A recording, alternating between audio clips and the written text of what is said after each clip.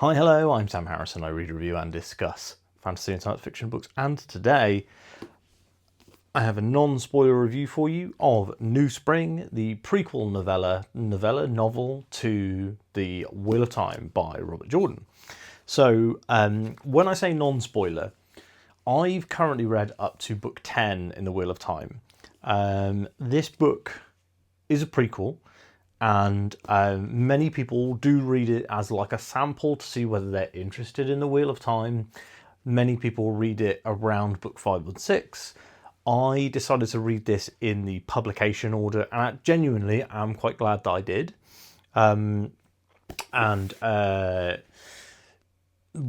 I'm not going to spoil this book, I'm also going to try not to spoil the rest of the Wheel of Time. There's one fairly significant event which happens in Fires of Heaven, which I do feel like is interesting in terms of the context of this book. I'm not going to reference that here, but on Wednesday this week, so day after tomorrow, you'll be able to watch my full spoiler discussion with Matt from Bask in the Story, where we will go through the entire book, full spoilers, no holds barred, full series spoilers. So if you are a big wheelie, I think that's what the Wheel of Time fans are called, then that's probably your place to go for the serious spoiler discussion. If you're coming to me to find this video to see whether I liked New Spring, I'll tell you up front that I did really like the book. And if you'd like to know whether I think that you should read it, absolutely, I think you should. I think that this is really interesting to read in the place where I read it after book 10. I absolutely see why you could read this after book 5. And I see how you could read this as a full prequel to the series. And I see how you could read this like my friend Senna did, where he came back to the series after finishing it to read New Spring, as to kind of have saved himself some Jordan to come back to. So what is New Spring about?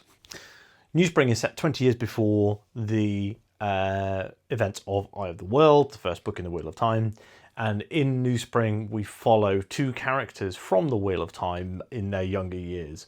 So we have a young Moiraine Damodred, who is the Aes Sedai, who discovers Rand and his friends in the Eye of the World, and kind of pulls them into this climactic, apocalyptic, end of the world conflict.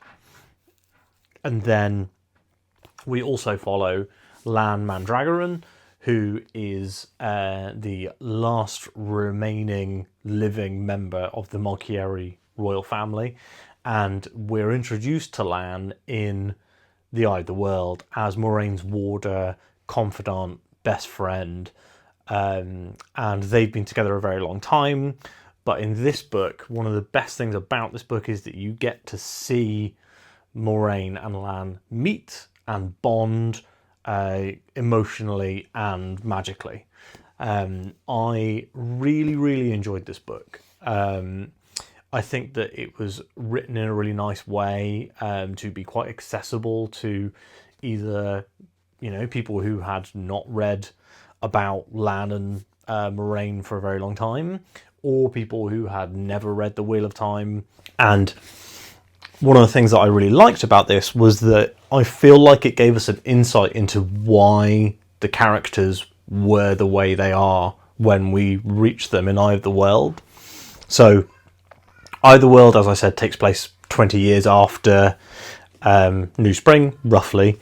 And I would love to have seen a bit more of maybe the adventures of Lan and Moiraine as they grow together and learn to become warder and Aes Sedai over those 20 years, and kind of what they get up to. But I really enjoyed that this book showed us their beginnings. So it showed us, a kind of more fearful, less secure, less confident version of Moiraine, and one that is much less kind of experienced with how the world works in terms of, how dangerous certain places can be, how she's perceived as a noble, how she interacts with the world as a noble, as an Aes Sedai, as herself, as, you know, someone on the run living under a pseudonym. So really, really liked the differing ways that we saw Moraine in this particular book. And for Lan, one of the things that I really liked was we got to learn a lot more about the Malkieri history and customs. So I've been really interested in a lot of the cultures and customs in Wheel of Time, because I do feel like Robert Jordan has written those really expertly. So he's absolutely nailed, like, right, so this is what this culture is like. This is their roots in, you know, myths, legends, and history in the world. And this is how they connect with all these other nations. And I thought it was very interesting to see Lan's culture that he kind of embodies in the modern day in the Wheel of Time, and see where that comes from, and to see like a much younger, but also it feels like more rigid and more fearful's the wrong term, because Lan isn't really afraid in the way that Moraine is throughout the story. Moraine is actually she's brave into the whole kind of book, because she's facing her fears, but she does seem to have some very, very legitimate fears of what could happen to her across this book. I really, really liked huge aspects of this, and getting to see the early relationship of Moraine and Swan was really good. Getting to see them like pulling pranks and having jokes and like being dumb was good, was great. I really enjoyed seeing the test to become Aes Sedai. I thought that was something that we hadn't seen in the main series, that was kind of missing, and that combined with Lan meeting Moraine and their kind of initial early bonding and growing to work with each other, I thought made the book worthwhile as a read. You absolutely, though, you could read this entire Wheel of Time series without reading New Spring, and I do not think you would miss anything. I think you would miss this particular story, and that it is good and it's worth reading, but I think that it's very clearly designed not to have much forward impact. So it's not like, say, for example, Ryan Carhill in The Bound and the Broken is on my mind because I'm reading the 4th book right now. And if you look at the way that he does his side stories, his novellas, they're all prequels which really inform the books. So like The Fall is incredibly important in terms of the grand scale of The Bound and the Broken. And then, you know, the backstories that we've had from other characters, again, incredibly important. So I really like the way that this book is almost standalone. And I had actually considered loaning this one, or trying to pitch this one to my wife, because she's not a big fantasy reader, and she's very much put off by long books. And this is only, you know, this isn't even 400 pages. And it's not like it's massive font, like The Shadow Rising is 1,000 pages, and also the font is like Bible tiny. So this is, you know, very readable book. The physical copy specifically very readable. It's very digestible and a quick read. I actually also would say I thought the audiobook was fantastic. So for those of you who are audio listeners, I would say New Spring is one of my favourite audio experiences, simply because I do prefer Kate Redding to Michael Kramer, and Kate Redding reads 70% of this book. So I might even be 75% of this book, or very close to it. So if you are a big Kate Redding fan but not so much into Michael Kramer, I used to really not like Michael Kramer's narration, but I've kind of gotten used to it, and like I can, you know, I can enjoy and listen to it now. When I first started listening to The Wheel of Time, I was like, this guy, I cannot deal with him. but I've kind of Stockholm syndromed myself into liking Michael Kramer now. But Kate Redding specifically, I've always really gelled with. I've always thought she was fantastic. I do prefer female audiobook narrators. Don't know why. I just find it easier to pay attention to them, I guess. Really liked. I've always really liked Kate Redding, and she's obviously most of this book because it is primarily Moraine's book. Audio experience is great. I do have a few negatives with this book. So I ended up giving this one a 4-star. And the reason I landed on 4, despite really enjoying the book and thinking that it was really, well put together, and I really liked the kind of slice of history that it showed us. I'm looking at this book, and a lot of my negatives are kind of like what this could have been, and are also like maybe not just what this could have been, but like what we could have seen. So, if you're going to write a prequel to The Wheel of Time, why not write it about Tigraine? I think, no spoilers, Tigraine is an incredibly interesting character in the series that has been discussed but not covered. And I really would love to have seen how her story evolved. I think that's one of the most interesting parts of The Wheel of Time. What this gives you is, like I said before, characters that you know, characters that you love, and then it lets you spend more time with those characters. It lets you have some insights in those characters. But if it had gone for characters that we didn't know that well, like Tigraine, for example, I think that would be really good and worthwhile.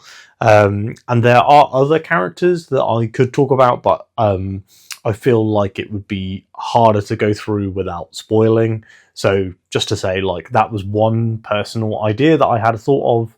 I would love to have seen more of the Aiel War. This book takes place. It basically starts the day that Aiel War ends, and if you've read the books, you know why the Aiel War ends. And I really like that was where this started, but I could totally have read a book about the Aiel War. There's so many cool things in history. Why didn't we read about? Why is there no prequel book about the Lutheran and his 100 companions taking on the Dark One? There's lots of really cool moments in history, and maybe that specific one does sound like something that could get covered in future books.